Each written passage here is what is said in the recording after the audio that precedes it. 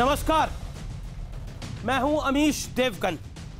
आज मेरे हाथ में एक कागज है और ये कागज बहुत कुछ बोलता है। फारूक अब्दुल्ला, गुलाम नबी आजाद, मुफ्ती मोहम्मद सईद, ये तीनों वो नेता हैं जिनका ये दावा रहा है कि कश्मीर से बढ़कर इनके लिए कुछ भी नहीं है। हालांकि मुफ्ती मोहम्मद सईद का स्वर्गवास हो चुका है, लेकिन इन तीनों के जम्मू कश्मीर के मुख्यमंत्री रहते बहुत बड़े घोटाले का आरोप लग गया है। यह जम्मू कश्मीर के इतिहास का सबसे बड़ा घोटाला है, जिसमें 200 या 400 नहीं बल्कि 25,000 करोड़ की जमीन घोटाले का आरोप लगा है। करोड़ों रुपए की जमीन कौड़ियों के भाव पर नेताओं, अधिकारियों और कारोबारियों को दी गई। जम्मू कश्मीर की जनता के साथ खुलेआम धोखा किया गया। और तो और गुपकार गैंग के टॉप लीडर और जम्मू कश्मीर के पूर्व मुख्यमंत्री फारूक अब्दुल्ला पर भी सरकारी जमीन कब्जा कर घर बनाने का आरोप लगा है।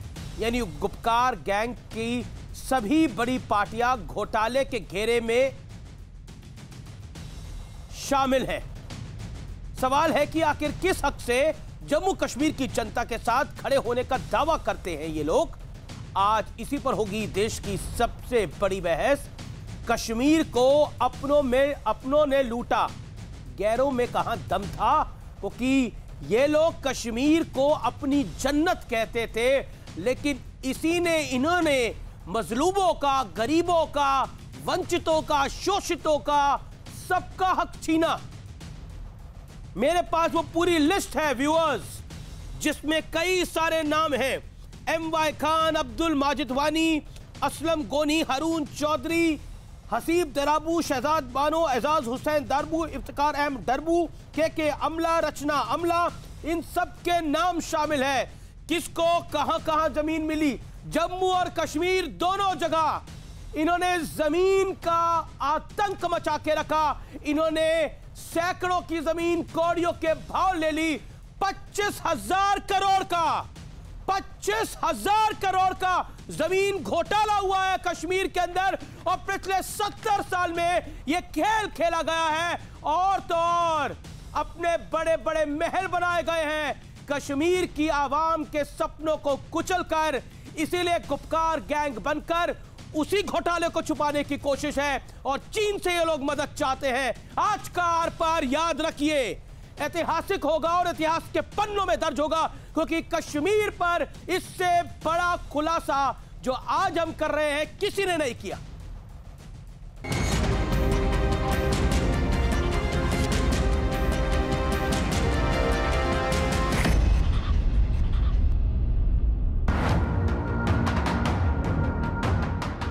जो खुद को कश्मीर का सबसे सगा बताते थे, क्या उन्होंने ही कश्मीर में सबसे बड़े घोटाले की स्क्रिप्ट लिख दी? ये सवाल इसलिए खड़ा हो गया है क्योंकि जम्मू कश्मीर में 25,000 करोड़ के जमीन घोटाले से हड़कंप मच गया है। और अब जमीन घोटाले में सीधे सीधे जम्मू कश्मीर के पूर्व सीएम फारूक अब्दुल्ला का नाम सामने आया है।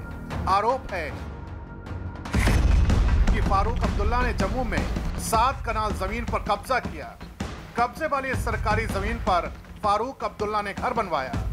ये पूरा खेल तब हुआ जब फारूक अब्दुल्ला जम्मू कश्मीर के सीएम थे।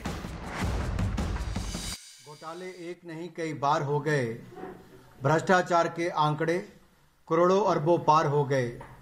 भूमि पर कब्जा करने वाले अब गुपकार हो गए। फारूक अब्दुल्ला जी का अपना घर हो, आप जमीन छोटी सी लेते हैं लेकिन उससे दुगनी तिगनी जमीन पर कब्जा करके बैठ जाते हैं।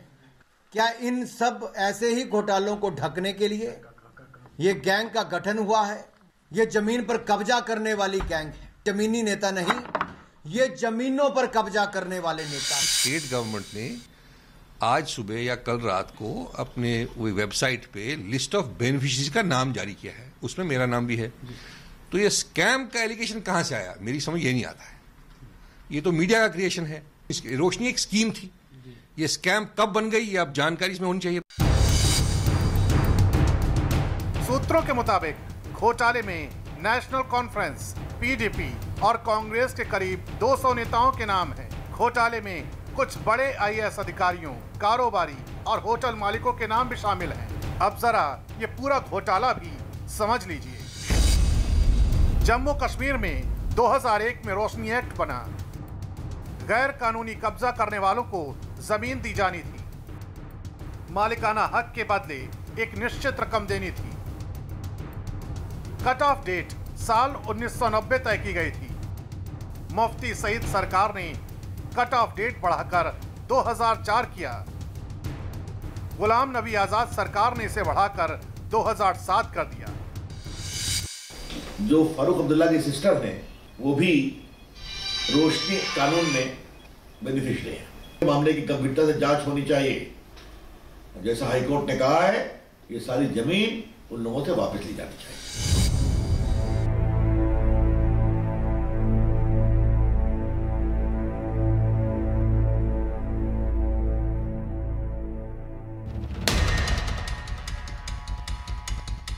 यानी 2007 तक जमीन पर कब्जा होता रहा। करोड़ों की जमीन कौड़ियों के भाव पर बंदरबांट होती रही। नेता, बड़े अफसर और कारोबारी की मौज हो गई। जिसे जहां मौका लगा सरकारी जमीन पर कब्जा करता गया। कौड़ियों के भाव पर मालिकाना हक मिलता गया। 25,000 करोड़ सरकारी खजाने में आने की उम्मीद थी, आए मात्र 76 करोड़। यानी रोशनी के नाम पर लोगों ने घोटाले का अंधेरा कर दिया। तो आज इसी पर होगी देश की सबसे बड़ी बहस। कश्मीर को अपनों ने लूटा। और अब कश्मीर के लैंड स्कैम का विश्लेषण सुनिए। मुझे लगता है कि इन 7 लाइनों में आपको पूरा स्कैम समझ में आ जाएगा। फारूक अब्दुल्ला पर सरकारी जमीन कब्जा कर घर बनाने का आरोप है। जिस जमीन की 25,000 करोड़ आने थे उसको मात्र 76 करोड़ रुपए मिले। सोचिए, 76 करोड़ देकर आप 25,000 करोड़ की जमीन के मालिक बन जाते हैं। घोटाले में कांग्रेस, पीडीपी और नेशनल कॉन्फ्रेंस के नेताओं के आरोप है। मेरे पास लिस्ट में तमाम नेताओं के नाम है। मेरे पास 2 लिस्ट है, इसमें तमाम नेताओं के नाम है। जम्मू और श्रीनगर के कई कारोबारियों के और कई एक्स आईएएस ऑफिसर्स के भी नाम है। 2014 में सीएजी की रिपोर्ट में जमीन की बंदरबाट पर सवाल उठा था। जम्मू कश्मीर हाईकोर्ट ने रोशनी एक्ट को असंवैधानिक घोषित किया है और कहा कि यह रोशनी की आड़ में कश्मीर में अंधेरा फेरा गया है। यह हाईकोर्ट के शब्द थे। जिन पार्टियों पर आरोप लगा है वो सभी गुपकार गैंग में शामिल है। एक गुपकार अलायंस बनाया है जिसकी पाकिस्तान तो बहुत तारीफ कर रहा है, इमरान खान, और चाइना से ये लोग मदद मांग रहे हैं ऑफिशियली। क्या जमीन घोटाले पर पदर डालने के लिए गुपकार गैंग बना है? मेरे साथ बात करने के लिए आज की इस चर्चा में ललित अंबरदार हैं। कश्मीर से विस्थापित हुए कश्मीरी एक्टिविस्ट हैं, दिल्ली में अपना काम करते हैं। मेरे साथ इस चर्चा में इस समय डॉक्टर संबित पात्रा जोड़ रहे हैं। मेरे साथ इस चर्चा में सलमान निजामी हैं, जो कि जम्मू कश्मीर में ही कांग्रेस के नेता रहे, अब राजनीतिक विश्लेषक हैं। नजमू साकिब है, प्रवक्ता पीडीपी के, उनका भी स्वागत है। और माजिद हैदरी हैं, राजनीतिक विश्लेषक। सबसे पहले मैं आपके पास आता हूं संबित पात्रा, और मेरा सवाल बहुत डायरेक्ट और बहुत सीधा है।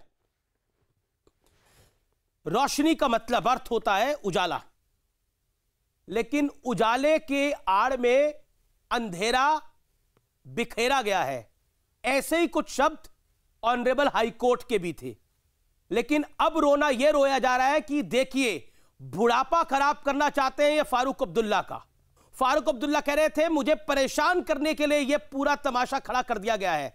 हसीब दराबू कह रहे थे देखिए वो एक एक्ट बना था, उसमें हमें जमीनें मिल गई।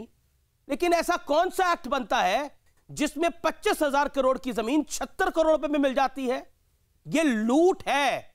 खुली आंखों से देखो तो उससे भी, बंद आंखों से देखो तो उससे भी, यह लूट है। और जब इस लूट पे कार्रवाई हो रही है, सवाल पूछे जा रहे हैं, तो विक्टिम कार्ड खेला जा रहा है। I will not mince my words today, viewers. देखिए अमीश जी, थोड़ा व्यूअर्स के ज्ञानवर्धन के लिए बता दूं, इस एक्ट का असली नाम है the Jammu and Kashmir state land vesting of ownership to the occupants act 2001। इसका नाम रोशनी एक्ट क्यों हुआ ये भी जानना जरूरी है, क्योंकि इसमें कहा गया कि ये जो ज़मीन था जिस पे एनक्रोचमेंट हुआ है, इसको एक मिनिमल फीस दे के इसको हम रेगुलराइज कर देंगे और जिससे जो पैसा जनरेट होगा 26,000 करोड़, इस पैसे के माध्यम से जम्मू कश्मीर के कोने कोने तक हम बिजली पहुंचाएंगे, रोशनी पहुंचाएंगे। इसलिए इसका नाम रोशनी एक्ट हुआ। रोशनी तो पहुंचा नहीं, मगर करप्शन का जो कालिक है, करप्शन का जो अंधियारा है, वो किस तरह बड़े बड़े नेताओं के चेहरे पर आज कालिक मल रहा है, वो हम देख रहे हैं। और आपके एक सबसे बड़ी बात है, ये करप्शन का रिले रेस है। पहले 2001 में जब ये कानून आया तो 1990 से 2001 तक लैंड जो है वो रेगुलराइज किया गया फारूक अब्दुल्ला के समय।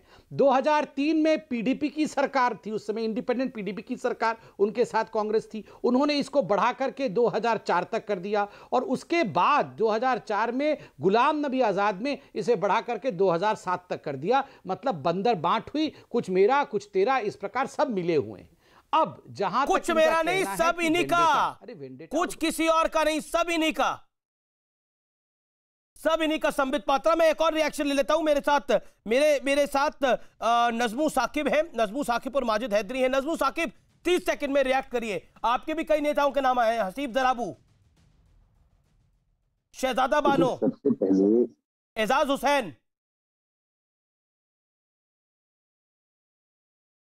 बोलिए सर। सबसे पहले आपके व्यूवर्स के लिए, ये लॉ लेजिस्लेटिव असेंबली ने पास किया था। ये लॉ है, ठीक है, ये कोई पॉलिसी स्कीम नहीं है, कोई स्कैम नहीं है।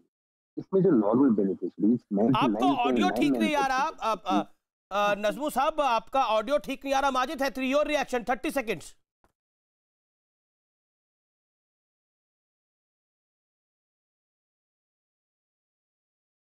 अब मैं अनुराग ठाकुर का रुख करता हूं। मेरे साथ केंद्रीय मंत्री अनुराग ठाकुर जुड़ रहे हैं, जम्मू कश्मीर के प्रभारी भी हैं। अनुराग ठाकुर, स्वागत है आपका न्यूज 18 के आर पार में। मेरा सवाल बहुत सीधा है। आज आपने प्रेस वार्ता भी करी, प्रेस कॉन्फ्रेंस भी करी जम्मू कश्मीर के अंदर। मेरा सवाल बहुत डायरेक्ट है।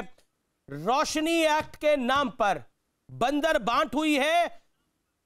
25,000 करोड़ की जमीन 76 करोड़ रुपए में आवंटित कर दी गई है। फारूक अब्दुल्ला कह रहे हैं कि उनको परेशान करने के लिए, उनकी पार्टी कह रही है उनका बुढ़ापा खराब करने के लिए यह पूरा खेल दिल्ली वाले खेल रहे हैं। ये दिल्ली वाले कश्मीर में शांति नहीं चाहते हैं। जब गुपकार गैंग की बात आती है और घोटालों की बात आती है, तो मैं तो यही कहूँगा, घोटाले एक नहीं कई बार हुए। भ्रष्टाचार के आंकड़े करोड़ों अरबों से पार हुए। भ्रष्टाचार की रोशनी में रोशन कर अपना आशियाना जमीन कब्जाने वाले अब गुपकार गैंग हुए, अब गुपकार गैंग हुए।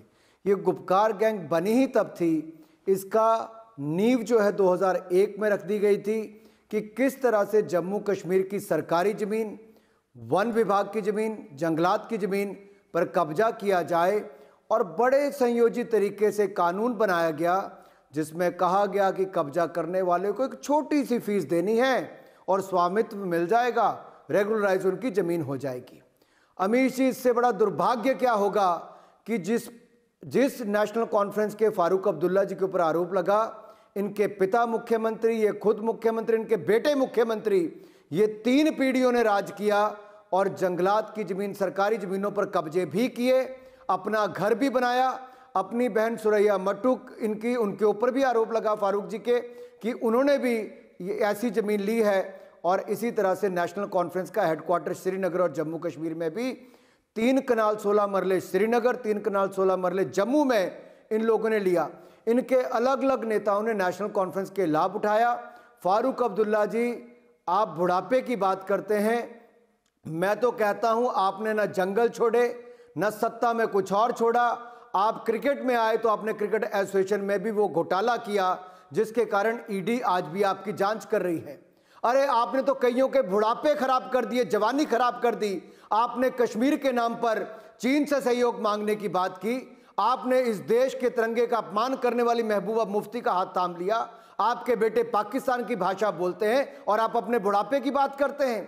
रोशन आपने केवल अपना आशियाना किया है, बाकियों को आपने अंधकार ही अंधकार दिया है। यह देश की जनता पूछनी चाहती है, क्या कमी थी आपके पास? आपकी 3 पीढ़ियों ने राज किया, आप सरकारी भूमि पर कब्जा करते हैं। 25,000 करोड़ रुपए जिस पर लेकिन वो कह रहे लेकिन यही सवाल हमारे रिपोर्टर ने आज हसीब जराबू से पूछा, जो कि फॉर्मर फाइनेंस मिनिस्टर रहे हैं पीडीपी की सरकार के अंदर। उन्होंने बोला ये मीडिया की क्रिएशन है, ये बीजेपी वालों की क्रिएशन है, ये हम पर दबाव बनाना चाह रहे हैं।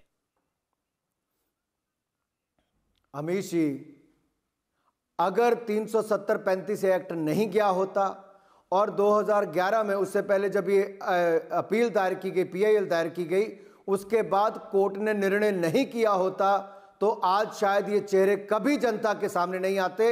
मैं धन्यवादी हूं हाईकोर्ट का, जिन्होंने कहा कि जो लोग इस घोटाले में शामिल हैं उनसे जमीनें वापस ली जाए, इसकी जांच हो, CBI जांच हो और जनता के सामने पब्लिक डोमेन में उन नेताओं के, अधिकारियों के, व्यापारियों के, कर्मचारियों के जिन्होंने संयोजित ढंग से इस प्रदेश को लूटा है, उनके नाम रखने चाहिए।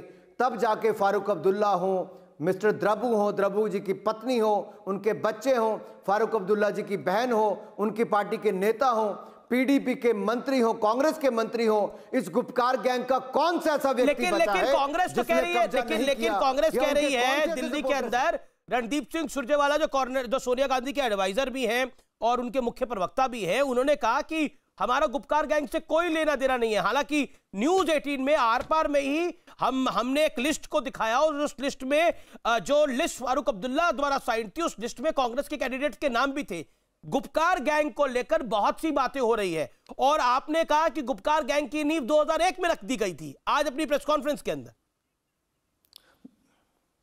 बिल्कुल, ये जो अपने आप को जमीनी नेता कहते थे और जम्मू कश्मीर की बात करते थे, ये जमीनी नेता नहीं, ये जमीनों के नेता हैं, जमीनों के दलाल हैं, जमीनों पर कब्जा करने वाले हैं, जिन्होंने प्रदेश के संसाधनों को लूटा है, गरीब से उसका हक छीना है, राज्य को आगे बढ़ने से रोका है। और मैं ये भी कह दूं, इनका ये जो गुपचुप अलायंस है, गुपकार अलायंस है, ये गठबंधन नहीं, ये ठगबंधन है। ठगों ने इकट्ठे होकर ये काम करना शुरू किया है। अरे इससे बड़ी दुर्गति क्या होगी? लेकिन आप लोग भी चाहते हैं कि वहां पर natural process of, Anurag ji आप केंद्रीय मंत्री भी हैं, नेचुरल प्रोसेस ऑफ इलेक्शन हो, ये भारतीय जनता पार्टी की सरकार की भी मंशा है। तो उस नेचुरल प्रोसेस ऑफ इलेक्शन में अगर कोई अलायंस कर लेता है तो इसमें क्या तकलीफ है? उस अलायंस का नाम गुपकार अलायंस उन्होंने नाम दे दिया। हो सकता है आप क्योंकि गृह मंत्री अमित शाह ने इसको शब्द दिया गुपकार गैंग, आप इसको एक गैंग की मंशा दे रहे हैं और गैंग जो है वो कहीं ना कहीं एक नेगेटिव शब्द है, इस पर बड़ा सारा विरोधाभास है। इनके कारनामे देख लीजिए, मुझे लगता है ये शब्द भी इनके लिए छोटा है। जो इन्होंने देश के साथ, जम्मू कश्मीर के साथ किया, ये गैंग भी छोटा शब्द है, इसलिए मैं उसमें नहीं जाऊंगा। लेकिन मैं इतना जरूर कहूंगा, हाँ हमारा लोकतंत्र में विश्वास है, लोकतंत्र को मजबूत करते हैं। धारा 370-35 से हटने के बाद हम लोग ने यहाँ पर शांति का वातावरण बनाया, पत्थरबाजी को बंद करवाया। पहले पंचायत के चुनाव, BDC के चुनाव और अब DDC के चुनाव पहली बार इतिहास में हो रहे हैं। इससे पता चलता है नरेंद्र मोदी जी लोकतंत्र में विश्वास रखते हैं, लोगों को ताकत देने में। आप जम्मू कश्मीर के प्रभारी हैं, राज्य के आप जम्मू कश्मीर के प्रभारी हैं और पूरे देश की नजर स्टेट पर है, इसके चुनावों पर इस समय है। आपका आकलन क्या है? बीजेपी कहां खड़ी है? क्योंकि माना जा रहा है कि ये अलायंस अगर एक तरफ होगा तो साफ हो जाएंगे आप लोग। वैली में आपको एक सीट नहीं आने वाली। कह दूं कि सबसे बड़ी जीत ये, मैं सबसे पहली बात ये कह दूं कि हमारी सबसे बड़ी जीत ये है कि शांतिपूर्वक तरीके से लोकतंत्र में चुनाव हो, ज्यादा मतदान हो, लोगों की भागीदारी हो।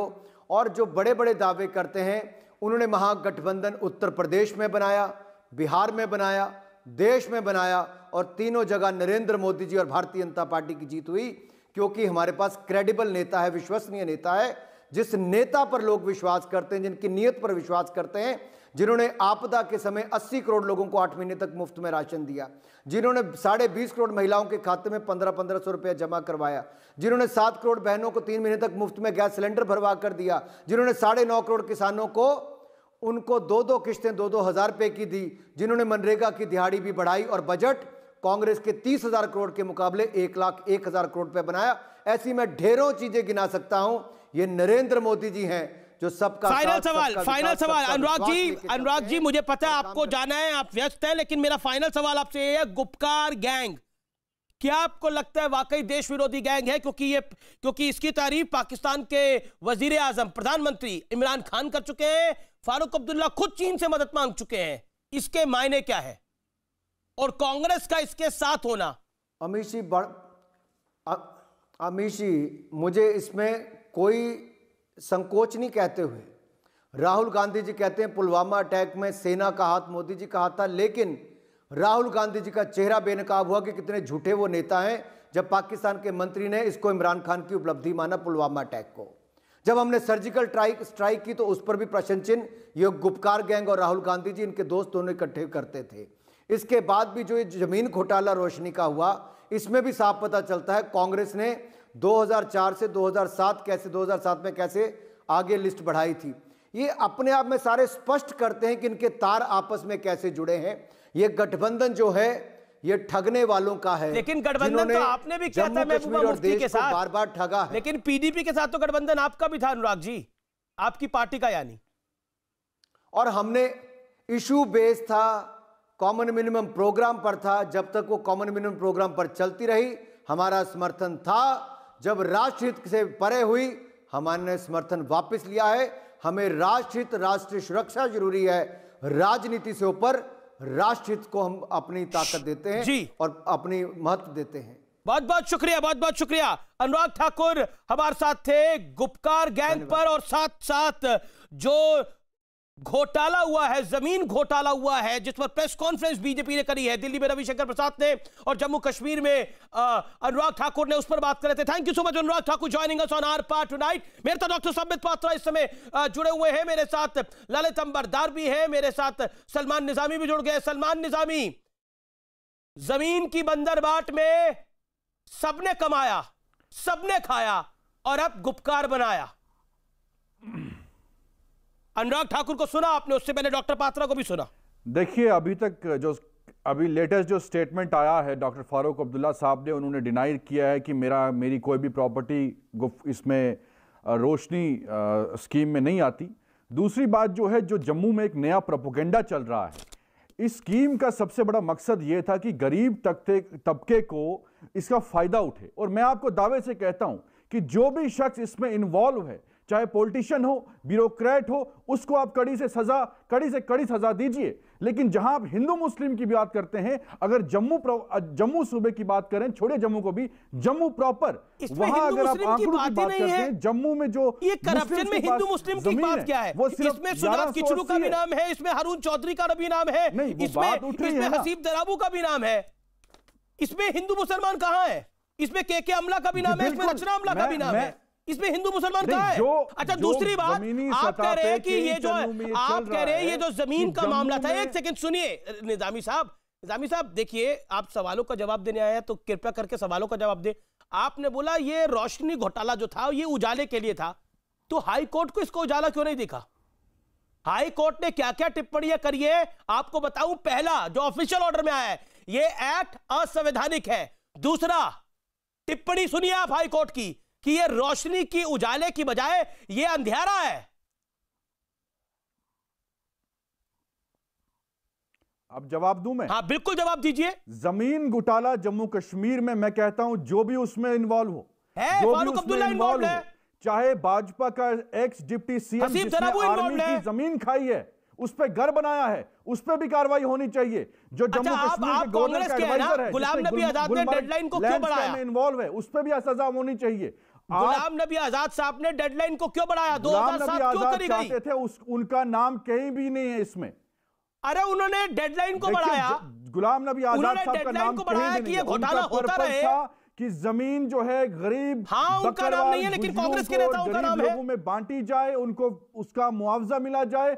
लेकिन जिन लोगों ने गलत किया, अब्दुल वाजिद वानी, कार्रवाई करिए। अब्दुल वाजिद वानी कांग्रेस के लीडर है, एक्स मिनिस्टर है कांग्रेस के, लैंडेड बाहू सुजवान जम्मू जो रहे। और आप सुनेंगे कांग्रेस के नेताओं के नाम, सैयद अकून नेशनल कॉन्फ्रेंस के बाहू सुजवान में जमीन खरीदते हैं, उसके बाजू में अब्दुल माजिद वानी भी जमीन खरीदते हैं। साहब देखिए, आप बात कर रहे हैं के अमला बिजनेसमैन है और कांग्रेस के नेता है। उन्होंने रचना अमला उनकी बीवी है, फौज की जमीन खाई है। उस पे अपना घर वीना बनाया अमला है, उन्हीं की परिवार की है। उस पे बात करिए। भाजपा के फरीद नेता क्यों चांद नहीं अमला साहब, उनको उन्हीं के क्यों छुपाया परिवार जा के रहा है हैं। इसमें? आप ये बातें मीडिया कर रहे सिर्फ हैं, कांग्रेस ये के नेताओं लोग और वहां के एनसीपी नेताओं का बिजनेसमैन नाम भी है क्यों और ले रहे हैं? कांग्रेस के नेता भी प्रोपेगेंडा है। आप कह रहे कुछ है नहीं संबित पात्रा। आप भाजपा के नेताओं को क्यों छुपा रहे हैं? उनका नाम क्यों नहीं ले रहे हैं? ठीक है संबित इसमें बीजेपी के भी नेता है, वो कह रहे हैं आप लोग छुपा रहे हैं उनके नाम। तो आप डाल दीजिए, कौन छुपा रहा है? जब बीजेपी सरकार में थी ही नहीं, हमने इसको बढ़ाया नहीं। 2014 में हमने इस पूरे विषय को आगे बढ़ाते हुए रिपील किया। सत्यपाल मलिक जी जब गवर्नर बने तो उसको हटा दिया गया, तो हमारे नेताओं का नाम कहां से आएगा? नंबर 1। नंबर 2, ये पूरा मसला हाईकोर्ट में चल रहा था। हाईकोर्ट ने कहा नेम एंड शेम, मतलब जिन लोगों ने कनाल्स, वहाँ कनाल के हिसाब से मेजरमेंट होती है ज़मीन की, जिन लोगों ने जंगल की ज़मीन या सरकारी ज़मीन ली है उनको नेम और शेम करना है और वेबसाइट में उनका नाम डालना है। तो जिन लोगों का भी कनाल आया है इसमें उनको नेम एंड शेम किया गया है। फारूक अब्दुल्ला जी ने बहुत चालाकी की है। 1998 में उन्होंने 3 लोगों से ज़मीन खरीदी, उसका पेमेंट किया, 3 कनाल जमीन खरीदी और उस जमीन के साथ साथ 7 कनाल जमीन हड़प ली। मतलब 3 कनाल के बदले 7 कनाल जमीन हड़पा और उन 7 कनालों को अपना बना लिया जो 10 करोड़ का था। इसलिए उनका नाम आज नेम और शेम हो रहा है। दूसरी बात, अब आप समझ रहे हैं अमीश जी, ये फारूक अब्दुल्ला हो या ये गुपकर वाले हो, ये सारे चीन की सहायता से, पाकिस्तान के मदद से आर्टिकल 370 क्यों वापस चाहते हैं? क्योंकि अगर आर्टिकल 370 होता तो कोई सीबीआई जांच नहीं हो सकती। आर्टिकल 370 होता तो इसमें कोई एंटी करप्शन का केस किया नहीं जा सकता था। आर्टिकल 370 होता तो सीएजी की रिपोर्ट को लागू करने की आवश्यकता ही नहीं पड़ती। मतलब जंगल की जमीन और गरीब बकरवालों की जमीन हड़प करके ये जो करोड़पति खरबपति ऑलरेडी हैं, 3 पीढ़ियां इनकी सत्ता में है, ये यहां पर बड़े बड़े महलों में रहते थे, दूसरे के बच्चों को पत्थरबाजी करने के लिए भड़काते थे, अपने बच्चों को ऑस्ट्रेलिया भेजते थे। अपने ये आसिया अंद्राबी के बच्चे कहां पे हैं? ऑस्ट्रेलिया में करोड़ों कमाते हैं। ठीक है आप अपनी बात फारूक अब्दुल्ला कहां से, उमर अब्दुल्ला कहां से पढ़ के आए? माजिद हैदरी काफी देर से इंतजार कर रहे हैं, ललित अंबरदार काफी देर से इंतजार कर रहे हैं। ठीक है साहब, माजिद हैदरी, ये लैंड स्कैम तो हुआ है जी अमीर साहब। बिल्कुल, ये लैंड स्कैम सिर्फ जम्मू कश्मीर का बड़ा लैंड स्कैम नहीं है, पूरे हमारे देश का सबसे बड़ा लैंड स्कैम है। और ये सिर्फ 25,000 करोड़ नहीं है। 25,000 करोड़ का आंकड़ा 2001 में, 2001 से आप 5-5 साल का डबल करते जाइए तो आज ये 2.5 लाख करोड़ का घोटाला है। लेकिन ये 2.5 लाख करोड़ का घोटाला उस 2001 में शुरू हुआ जब नेशनल कॉन्फ्रेंस अलायंस थी, नेशनल डेमोक्रेटिक अलायंस की। नेशनल कॉन्फ्रेंस को भाजपा ने सपोर्ट किया इस घोटाले के लिए उस वक्त। अगर नेशनल कॉन्फ्रेंस ने घोटाला किया, पीडीपी ने घोटाला किया, कॉन्फ्रेंस ने घोटाला किया, कांग्रेस ने घोटाला किया, तो भाजपा का आशीर्वाद था, अटल बिहारी वाजपेयी की सरकार के आशीर्वाद से घोटाला शुरू हुआ, वो भी बात की जाए। और वो भी बात की जाए कि जो आरएसएस के लीडरों, ये आशीर्वाद गुलाम नबी आजाद को हमने दिया है। अच्छा, के लीडरों की जमीन है ये गुलाम नबी आजाद को हमने आशीर्वाद दिया। मुसलमान, सेकुलर हिंदू, मुझे कम्युनल लिस्ट दिखाइए जिसमें कम्युनल लोगों के नाम है जिन्होंने जम्मू में जमीन हड़पी है। उनके नाम आप क्यों नहीं दिखा रहे? आप करप्शन को भी सेकुलर और कम्युनल में बांट रहे हैं। आज मैं आपको बता दूं, ये किसी ने तो हिंदू मुसलमान किया ही नहीं इसमें। कम्युनल करप्शन अलग है। किसी ने हिंदू मुसलमान नहीं किया। जमीनें खाएंगे और उसमें भी हिंदू मुसलमान करेंगे। कमाल की बात है। जमीन अगर फारूक अब्दुल्ला खाएगा, अगर जमीन फारूक अब्दुल्ला ने खाई है तो उसका नाम राम प्रसाद थोड़ी हो जाएगा। नाम फारूक अब्दुल्ला ही नाम रहेगा ना। अगर हसीब तराबू ने जमीन खाई है तो उसका नाम हरीश थोड़ी हो जाएगा। कमाल की बात कर रहे हैं आप। इन्हें जेल भेजिए, इन्होंने लोगों को लूटा है, जेल भेजिए ना इन्हें। तो वही तो भेज रहे हैं, वो रो रहे हैं। बाकी लोग दिखा रहे हैं जम्मू की कम्युनल लिस्ट, जो कम्युनल लोगों ने खाया है, जो संबित पात्रा के अपने सगे संबंधी हैं, उनकी लिस्ट भी बात कीजिए ना। ललित अंबरदार को दिखा दीजिए। कांग्रेस के नजदीक है बेचारे। ललित अंबरदार, आपने अंधेरे और उजाले की बात की। 26 अक्टूबर 1947 को महाराजा धीराज हरि सिंह ने एक उज्जवल जम्मू कश्मीर भारतीय यूनियन को सौंपा था। अब इन कांग्रेस से पूछे क्या हालत कर दिया आपने जम्मू कश्मीर और लद्दाख की, जो आपको महाराजा हरि सिंह ने 26 अक्टूबर को सौंपा था, आधिकारिक तौर पे दिया था।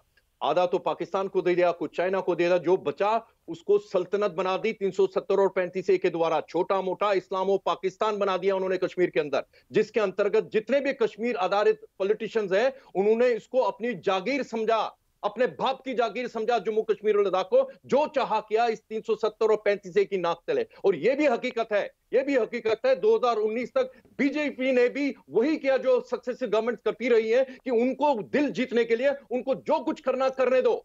लेकिन अब सरकार बदल चुकी है। जो रोशनी का एक्ट जो है, इसके पीछे किसी पॉलिटिकल पार्टी ने इनिशिएटिव नहीं लिया था जम्मू में, वहां के लोकल एक्टिविस्ट ने, कार्यकर्ताओं ने ये जंग लड़ी है अपने बलबूते पे, ताकि वो कोर्ट तक पहुंचे और अब सीबीआई की इंक्वायरी हो रही है। और जहां तक फारूक अब्दुल्ला और उनकी बात है, 3 पीढ़ियां उन्होंने काम क्या किया। कहते हैं जो गर्म का गुपकार के ऊपर है ना, जो कश्मीर के रहने वाले लोग हैं, जो बड़े स्कॉलर्स हैं, वो कहते हैं जब शेख मोहम्मद अब्दुल्ला अपने घर की पोजीशन, जमीन की पोजीशन लेने के लिए आए थे, जो तहसीलदार साहब में आया था, उसने बोला सर जहां आप बोलोगे मैं वहां पे फीता वहां रोक दूंगा। ये इनकी वहां पे सल्तनत, हुकूमत जागीरी थी। और जम्मू के अंदर तो यह हकीकत है 90% लोग किसी एक समुदाय के लोग कैसे हो सकते हैं एक ऐसे स्कैंडल में, जो जम्मू की डेमोग्राफी को चेंज करना चाहते थे। जम्मू को जो आप जम्मू शहर जो आप भूलिए, जम्मू आज भारत का डेमोग्राफिक बॉर्डर है दुश्मन के खिलाफ नॉर्थ वेस्ट में। आपने जम्मू कश्मीर के अंदर कश्मीर के कश्मीरी हिंदू को निकाल के तिरंगे की नींव हटा दी कश्मीर से, उनका जिनोसाइड किया वहां पे। आज की तारीख में जम्मू का डोगरा जो है वो पाकिस्तान के खिलाफ आपका बॉर्डर है। वहां के माजिद हैदरी कुछ कहना चाह रहे हैं। माजिद हैदरी की demography change Lalit you made your point. Majid Haidari 40 second गिन के 40 सेकंड कम्युनल एंगल दे रहे हैं, इसको कश्मीरी पंडितों के बीच में ला रहे हैं आप। नहीं अमित जी देखें, कश्मीर के अंदर कश्मीरी हिंदू का नरसंहार किया, आप जम्मू के अंदर कश्मीर जहां सरकारी आंकड़ों की बात करूंगा, ये झूठ बोल रहे हैं ललित थानेदार जी। ये थानेदार जी इस मंच पे झूठ बोल रहे हैं। नहीं देखिए, उनके नाम को आप मत छेड़िए। ललित अंबरदार है, ललित थानेदार नहीं है, किसी के नाम को नहीं छेड़ना चाहिए। अब कहां से 90% हो गया हमारे पास? आप देख लीजिए लिस्ट में, देख लीजिए जिहाद ले आए इसमें, देख लीजिए 90% उसके अंदर एक समुदाय के लोग हैं। चेक कर लीजिए उसको, आंकड़े बता रहा हूं। 44,912 कनाल जमीन जम्मू डिस्ट्रिक्ट में। झूठ बोल रहे हैं। जो जम्मू में 1,58,000 में से सिर्फ 1180 कनाल जो है मुसलमानों के पास है, 44,000 नॉन मुस्लिम है। Okay hold on. Salman Nizami कुछ कहना चाह रहे हैं। सलमान निजामी ललित अंबरदार, हवा में बात करने से कुछ नहीं होगा, आंकड़े मेरे पास पड़े हुए हैं यहाँ। क्या है 90% कौन है? कौन है? किस समुदाय के लोग हैं 90%? 1180 कनाल Muslims, non Muslims 44,912 non Muslims in only Jammu. ये डेटा है मेरे पास। जम्मू में ही क्यों आया करे घर से या हिंदू करवाइए? कश्मीर की कोई जमीन हटी है क्या? कश्मीर में क्यों वहां पे? कठुआ में देखिए, कठुआ कश्मीर की बात करूंगा, सांबा में 2537, उसमें सिर्फ 500 मुस्लिम है, 1800 जो है नॉन मुस्लिम है। 10,674, उसमें सिर्फ 2,000 मुसलमान है। झूठ बोल रहे हैं आप। जम्मू में जो मुस्लिम मेजोरिटी सूबा है वहां पे कैसे पहुंच गए इतने एक समुदाय के लोग? अरे छोड़ो, बेनकाब हो गया डेटा। अच्छा मुझे बताओ, अच्छा अभी चैलेंज देता हूं, कश्मीर का जो मेन स्ट्रीम है ना, कश्मीर का मेन स्ट्रीम जो है हुर्रियत का ऑन द ग्राउंड फेस है। वो वहां पे जंग नहीं चला सके, शायद को नहीं पाए। आप वहां पे करना चाहते हो के लोग, बगैर किसी डेटा के, बगैर किसी पढ़े लिखे अनपढ़ लोग, गवार लोग हो तुम लोग, पूछो जो हिंदू मुस्लिम करवाते हो बिना किसी डेटा। आपने क्या किया इस केस के अंदर? 2004 जो आपने गुलाम नबी आजाद ने जो बढ़ाया था, क्या समझ के बढ़ाया था? क्या समझ के बढ़ाया था 2004? किसके? उनके गुलाम नबी आजाद की जो विरासत थी, रिजल्ट आपके सामने है। जम्मू के लोगों को पूछो ना। आज आप छोड़िए सबको, एग्रीकल्चर जमीन, पंडित एग्रीकल्चर जमीन आज को मुझे बताइए, आज कश्मीरी पंडित वो भी दिखा दी पे हैं। कश्मीर क्या समझ के रखा था आपने गुलाम नबी आजाद ने? उसको क्या हड़ताल पे है? आपने 6 सालों में कश्मीरी पंडितों को वापस लिया? कितने कश्मीरी पंडित जो है कश्मीर वापस गए? तुम फिर ये बताओ, तुमने अपने गुलामी और तलवे चढ़े भाजपा के, तुम अपने बताओ, तुमने पड़ोस में कश्मीरी पंडितों से क्या क्या? जाऊंगा मैं अपनी मर्जी के साथ, भाजपा का बताइए 6 सालों में तुम बोलोगे कोई और बोलेगा चलने के लिए। मैं आऊंगा कश्मीर के अंदर, भाजपा की दलाली करते रहोगे। जहां पे हिंदुस्तानी बन के रहूंगा, दलाली ना करते कि इंडियन रहोगे। डॉग बन के रहूंगा मैं। ये याद रख लीजिएगा। मुझे बीजेपी और तुमसे मुझे उनसे उम्मीद नहीं है। हाँ, तू बड़ा हिंदुस्तान के 130 ठेकेदार है। करोड़ तू जनता है कौन? मुझे कश्मीर तेरी ले औकात जाएगी क्या है? और हिंदुस्तान का तू झंडा वहां कौन है बुलंद बोलने करेगी। वाला? आपको बोलने की जरूरत नहीं है। आपने हमारा जिनोसाइड करना था, कर दिया। आपने अपने पड़ोसियों को घर से अरे बेदखल छोड़ो, करके कश्मीर कर में दिया। एक बात अब करते हम हो, आएंगे सबसे अपनी ज्यादा मर्जी से जमीनें क्या तुमने आएंगे, खाई और हैं, तुम्हारे सबसे पड़ोस में नहीं ज्यादा आएंगे। जमीनें तुमने खाई मेरे हैं। पड़ोस में, आपके पड़ोस में नहीं आएंगे। न शेख फारूक अब्दुल्ला और न महबूबा जमीनें मुफ्ती बेच के। के वहां सौदा किया तुम लोगों ने। क्या किया? मैं संबित पात्रा को लेकर आता हूं। संबित पात्रा, बहस में आपने शब्दों की मर्यादा को भी देखा। आपने देखा किस तरह से इस बहस को हिंदू मुसलमान करने की कोशिश हुई है। अगर हिंदू मुसलमान की बात ही करनी है लोगों को, तो बात करें हिंदू मुसलमान की, करें जो जेनोसाइड हुआ कश्मीरी पंडितों का, करनी चाहिए बात, करनी चाहिए बात। छत्तीस सिंहपुरा की क्या कुछ हुआ था कश्मीर के अंदर। मैं तक पीडीपी के प्रवक्ता भी हैं नजमू साकिब, उनका भी मैं रुख करूंगा। नजमू साकिब, शांति से सुना जाए। बिल्कुल सब देख सकेंगे। नजमू साकिब का मैं रुख करूंगा। नजमू साकिब, मैं आपके पास आता हूं। क्या आपको लगता नहीं है कि जिन लोगों ने कश्मीर के अवाम को लूटा, उनके साथ इंसाफ होना चाहिए? Justice should be done to the people of the Kashmir and Jammu.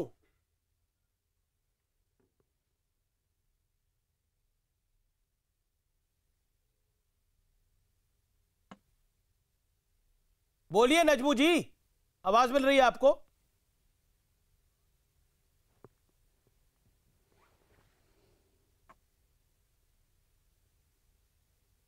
लगता है आवाज उन तक नहीं पहुंच पा रही। संबित पात्रा,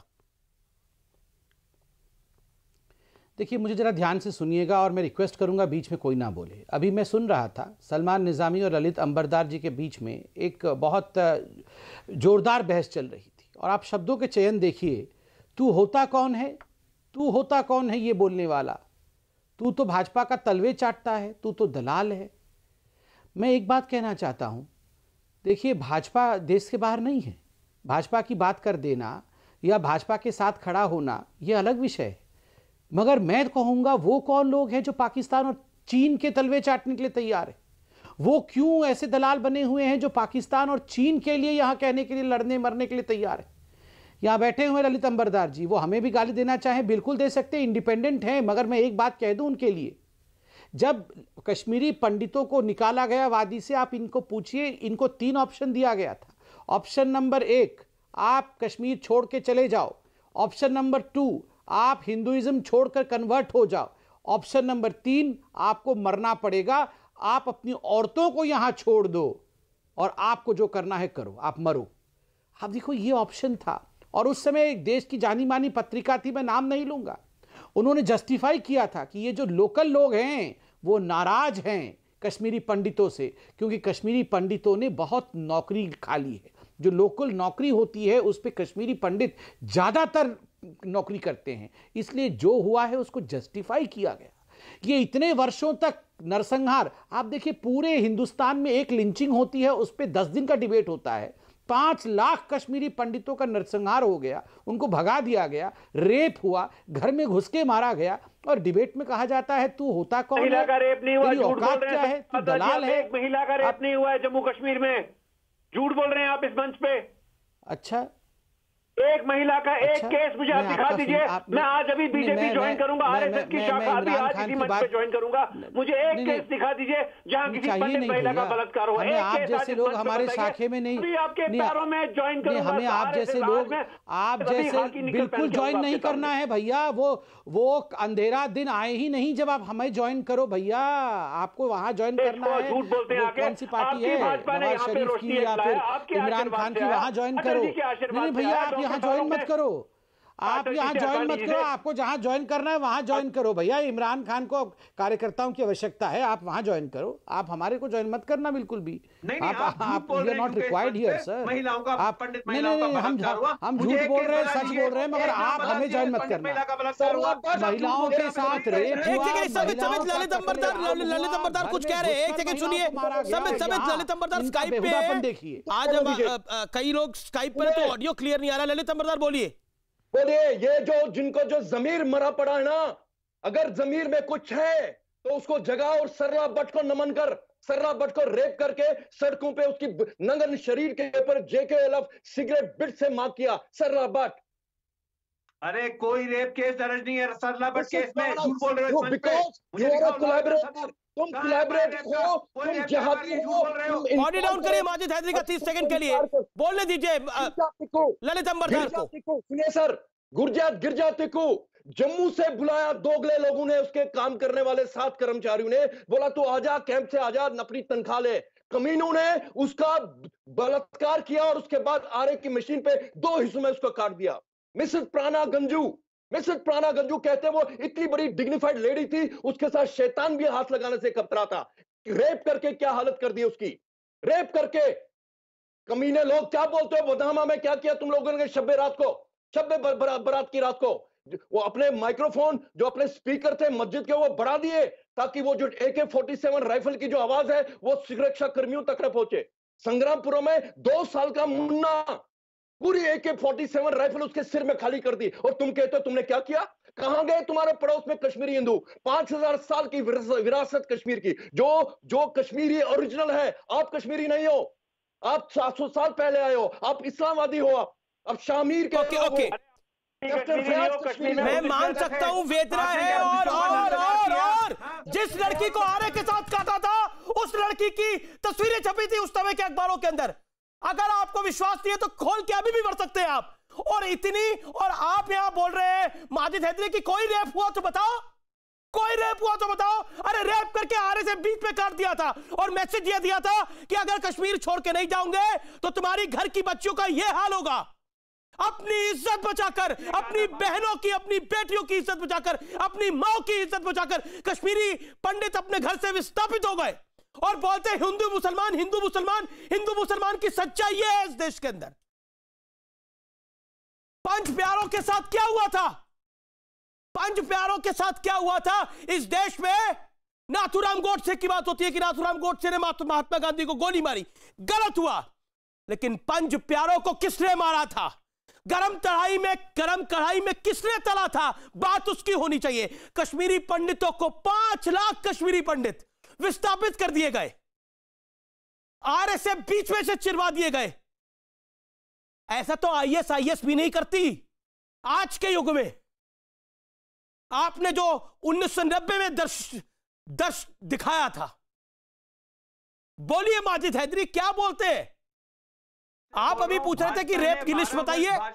आज आप उन परिवारों से रेप की लिस्ट मांग रहे हैं कि लिस्ट बताओ किसके साथ रेप हुआ था? कश्मीरी पंडितों को निकाला किसने, मारा किसने? ये भाजपा के संबित पात्रा जी सामने बैठे हैं ना, ये पंडितों के खून की दलाली करते हैं। अरे कुछ नहीं किया भाजपा ने। ललित अंबरदार 1 सेकंड, संबित पात्रा जवाब देंगे आप। नहीं, मुझे 10 second please, 10 second. Lalit Ambardar 1 second, आप 10 सेकंड दीजिए, संबित पात्रा जवाब देंगे। आप इनकी आवाज कम करिए। नहीं, पहली बात अमीश भाई, आप ऐसे लोगों को डिबेट में बुलाते क्यों हैं? देखिए, मैं कहना चाहता हूं ऐसे लोगों को डिबेट में बुलाते क्यों हैं? जब इस तरह की बात होती है, हम सब इंसान हैं। मैं पूरा करूं, भूल जाइए आप थोड़ी देर के लिए भारतीय जनता पार्टी के प्रवक्ता हैं। नहीं, यार लिस्ट मांगी जा रही है कि रेप किसके साथ हुआ, नाम दीजिए किसके साथ रेप हुआ।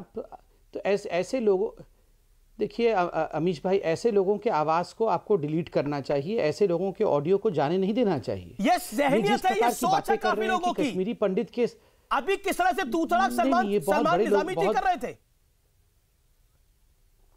नहीं, देखिए ये आपको समझना पड़ेगा।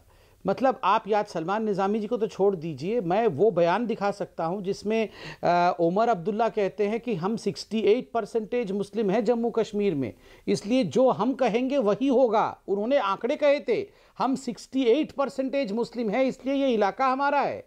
तो यहाँ पर भी जो अभी कहा गया कश्मीरी पंडित के लिए कि तू होता कौन है, तू तो दलाल है, तू तो पैर चाटने वाला है, तेरी औकात क्या है, ये इनकी यही सोच रह गई है। आज जो किसी ने रोशनी एक्ट में हिंदू मुसलमान नहीं किया। हिंदू मुसलमान किसने किया? आपके पैनल में बैठे लोगों ने किया, हमने नहीं किया। हमें ना मैंने किया ना आपने किया, किसी ने हिंदू मुसलमान नहीं कहा। फारूक अब्दुल्ला, अगर फारूक अब्दुल्ला 10 करोड़ की ज़मीन ले लेते हैं, अगर फारूक अब्दुल्ला इलीगली अपना घर बनाते हैं तो हम फारूक अब्दुल्ला जी का नाम भी ना लें। अगर हसीब द्रबू ले लेते हैं, फिनेंस मिनिस्टर थे और वो घपला करते हैं तो हम नाम भी ना लें, हम सच्चाई को बताए भी नहीं। और छोड़ दीजिए, ये तो हाईकोर्ट लेके आई है, नेम एंड शेम के लिए हाईकोर्ट ने कहा है, और हम सलमान चर्चा भी ना करें। और देखिए जी, सलमान निजामी 30 सेकंड। नहीं, एक से नजमू साकिब मेरे साथ जुड़ गए दोबारा। नजमू साकिब बोलिए आप। मुझे कम टाइम देते हैं और देखिए अमीर जी सलमान निज़ामी होल्ड करिए आपकी यहाँ पर मैं टाइम मैनेजमेंट के लिए नहीं बैठा हुआ, आप अपनी बात को रखिए। सलमान निज़ामी आप बोलिए। अमीर जी 1 minute, I want you 1 minute please please sir बोलिए आप। Can you hear me? आपको आवाज आ रही है मेरी? नजमू साकिब बोलिए।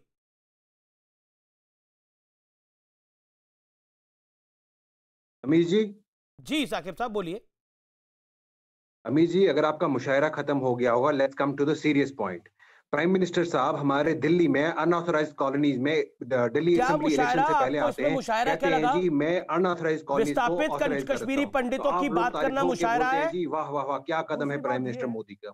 जम्मू एंड कश्मीर की state legislative assembly similar law लाती है ताकि जो गरीबों के अंडर जो लैंड है, जो अनऑर्गेनाइज्ड उनका है, उनके लिए एक मेजर लाती है। हसीब दराबू गरीब है, फारूक अब्दुल्ला गरीब है, शहजाद बानो गरीब है, केके अमला गरीब है, दक्षिणा अमला गरीब है, सैयद अख्तू गरीब है, मिस्टर एम.वाई खान गरीब है, अब्दुल माजिद वानी गरीब है, असलम गोनी गरीब है, अरुण चौधरी गरीब है, सुजात कुचलू गरीब है। ये गरीब है, ये बीजेपी की बौखलाहट है कि सरपंच इलेक्शन के लिए ये 4 मिनिस्टरों को यहाँ ले आते हैं और इनके पास कोई एजेंडा नहीं है। हमारी लेजिस्लेटिव असेंबली के मुताबिक जम्मू एंड कश्मीर में बिगेस्ट लैंड इंक्रोचर जो है सिक्योरिटी फोर्सेस है, जिनके अंडर लाखों कनालों लैंड है। आज वो उनको खाली करके दे दीजिए हमारी लैंड, ठीक है। नंबर 1 सिक्योरिटी फोर्सेस है, ऑर्गन से हमारी नंबर 2 सुनिए मेरी बात, सुनिए मेरी बात, अपने एजेंडे पर आ गए। सुनिए मेरी बात, सुनिए बात, सुनिए। आपने बहुत मुशायरा किया, सुनिए बात। मुशायरा ना मैं मुशायरा करता हूँ ना मैं मुशायरा सुनता हूँ, लेकिन आप जैसे लोगों को एक्सपोज करता हूँ मैं बुलाकर। आप लोग जो कश्मीरी पंडितों के विस्थापन पर मुशायरे करते हैं ना, वो मुशायरे के दिन खत्म हो गए। अब वो मुशायरे के दिन खत्म हो गए हैं, अब जेल के दिन है, अब जेल के दिन है। अब उस मुशायरे और वंशवाद के दिन खत्म हो गए, वो करप्शन का मुशायरा खत्म, वो धर्म के नाम पर, वो मजहब के नाम पर जिहाद का मुशायरा खत्म। अब इंसाफ का मुशायरा होगा, अब इंसाफ होगा और जस्टिस होगा कश्मीर और कश्मीरियों के साथ। संबित पात्रा 10 सेकंड। अमीश भाई ये तो मुशायरा कर रहे थे जाके पाकिस्तान के मैदान पे। ये कह रहे देश के सबसे बड़े लैंड इंक्रोचर जम्मू कश्मीर में हिंदुस्तान के सिक्योरिटी फोर्सेस हैं। आप बताइए लैंड इंक्रोचर हिंदुस्तान के सिक्योरिटी फोर्सेस हैं या अगर सबसे बड़े तरीके से लैंड इंक्रोचर देखा जाए तो वो पाकिस्तान है। पीओके क्या है?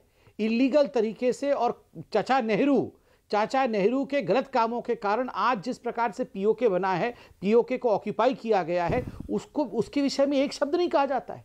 हिंदुस्तान की फोर्सेस को लैंड इंक्रोचर कहा जा रहा है। ऐसे लोगों के साथ डिबेट करना न केवल व्यर्थ है अपितु मैं ब्रेक के लिए रुक रहा हूं संबित, मुझे ब्रेक के लिए रुकना पड़ेगा। मुशायरे पे पब्लिक ट्वीट कर रही है, मुशायरे पे ट्वीट करिए आर पार के हैशटैग के साथ, मैं इंतजार कर रहा हूं। मुशायरा तो बंद हो गया बड़ों का, अब बारी जेल की है। जिसने जनता का पैसा खाया है, जिसने जनता की जमीन को चोरी किया है, उसके साथ इंसाफ यानी जस्टिस होगा। मैं ब्रेक ले रहा हूं।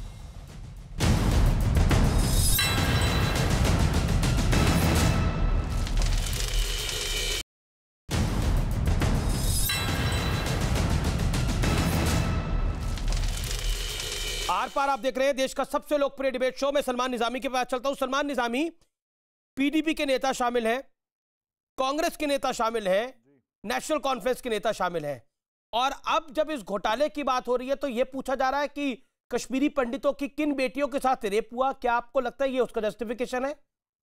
और आप भी हिंदू मुसलमान कर रहे हैं यहां बैठकर? करना था हिंदू मुसलमान आपको 1990 में जब कश्मीरी पंडितों को विस्थापित कर दिया गया था अपने घर में, 1947 में करना था जब देश का विभाजन हुआ था, तब भी तो हिंदू मुसलमान के नाम पे ही हुआ था।